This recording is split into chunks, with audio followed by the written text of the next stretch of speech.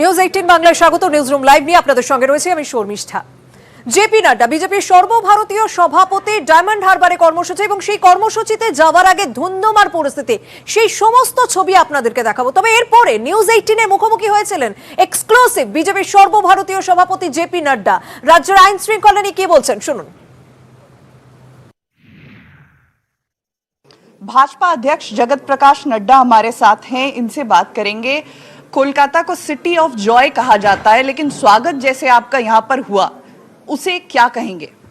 देखिए, ममता जी के राज में लॉ एंड ऑर्डर सिचुएशन जो है वो क्रम्बल डाउन कर गया है। भ्रष्टाचार चरम सीमा पर है, सिस्टम्स कोलैप्स कर गए और कट मनी यहाँ पर पूरी तरीके से फल फूल रहा है और तृणमूल कांग्रेस के कार्यकर्ता यहाँ पर दमनकारी नीति चलाए हुए हैं हमारे बंगाल की जनता पर। ऐसे में हमारी ये जिम्मेवारी बनती है कि भारतीय जनता पार्टी लोगों को जागृत करे, लड़ाई की तैयारी करे, लड़ाई यानी प्रजातांत्रिक तरीके से लड़े। और मुझे दिख रहा है कि बंगाल की जनता ने उनको नमस्कार कह दिया है, जमीन उनकी खिसक चुकी है और भारतीय जनता पार्टी को वो आशीर्वाद देने के लिए आतुर हैं। आने वाले इलेक्शन में वो करेंगे। जहाँ तक आपने सिटी ऑफ जॉय कहा या बंगाल के बारे में, तो बंगाल तो बहुत रिच कल्चर और ट्रेडिशंस के लिए जाना जाता है। ये तो रविंद्रनाथ टैगोर की गीतांजलि के लिए जाना जाता है, ये तो रविंद्र संगीत के लिए जाना जाता है, ये तो रविंद्र जी की कल्चर के लिए जाना जाता है, गुरुदेव रविंद्रनाथ टैगोर जी की, विवेकानंद जी की धरती है, रामकृष्ण परमहंस की धरती है, सांस्कृतिक और अध्यात्म की धरती है। लेकिन ममता जी ने इसको ऑल टाइम लो ले आकर के खड़ा कर दिया है। इसलिए ये हमारी जिम्मेवारी है कि हम बंगाल के कल्चर, रिच कल्चर को फिर से उस वैभव पर ला करके खड़ा करें। आप भाजपा अध्यक्ष हैं, आप देश भर में घूमे हैं, घूमते हैं, क्या ऐसा पहले कभी आपने देखा है? जो आज हुआ उसे कैसे कहेंगे उसके बारे में? देखिए, मैंने कहा ना कि यहाँ law and order situation crumble down कर गया है और ममता जी का टॉलरेंस लेवल राजनीतिक दृष्टि से वह है नहीं, इसलिए वो उनका प्रजातांत्रिक तरीके पर विश्वास ही नहीं है। जिस तरीके का उन्होंने राजनीतिक जीवन गुजारा है उसमें हम ये बड़े स्पष्ट शब्दों में कह सकते हैं कि उनका विश्वास प्रजातांत्रिक तरीकों पर है नहीं। और जिस तरीके का भाषा वो इस्तेमाल करती हैं वो उनके संस्कार के बारे में बहुत कुछ बताता है। ये प्रजातांत्रिक तरीके नहीं होते हैं और बंगाल की जनता, मैं ये महसूस करता हूँ कि कहीं न कहीं इससे बंगाल के संस्कृति को आघात पहुँचता है। गाड़ियां टूटी और पत्थर चले, बावजूद इसके ममता बनर्जी ये कहती हैं कि जो भी हुआ बीजेपी उसके पीछे है और नाटक कर रही है, अपने ही लोगों को सजा करके ये घटना जो है इसको अंजाम दिलाया। ये उनकी छोटी सोच का नतीजा है।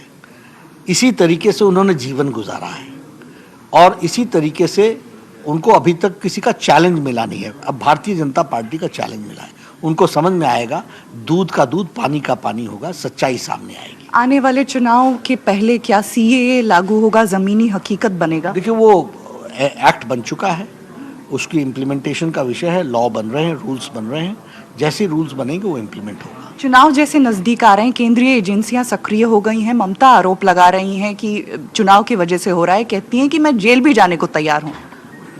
ममता जी बेबुनियाद बातें कहती हैं। ममता जी का राजनीतिक तौर तरीका लोगों को हमेशा, जिसको हम कहते हैं कि एक सेंसेशनलाइज करके राजनीति करने का है। हमें उनके सब तौर तरीके मालूम हैं, इसलिए हम कभी भी उनके सेंसेशनलाइजेशन को आगे बढ़ने नहीं देंगे।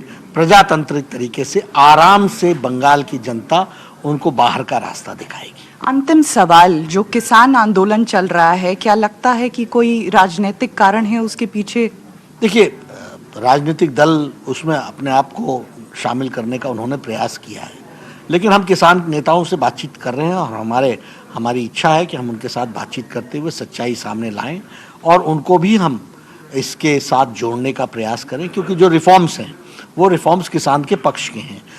यदि उनको नहीं पसंद है तो उनको ऑप्शन भी है, तो वो उस ऑप्शन को की तरफ चले जाएं।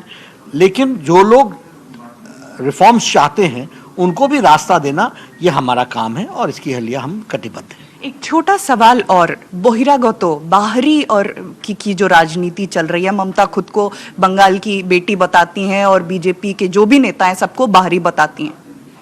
जिस तरीके का जीवन और जिस तरीके के राजनीति वो कर रही है, वो बंगाल कल्चर को रिप्रेजेंट करता है क्या?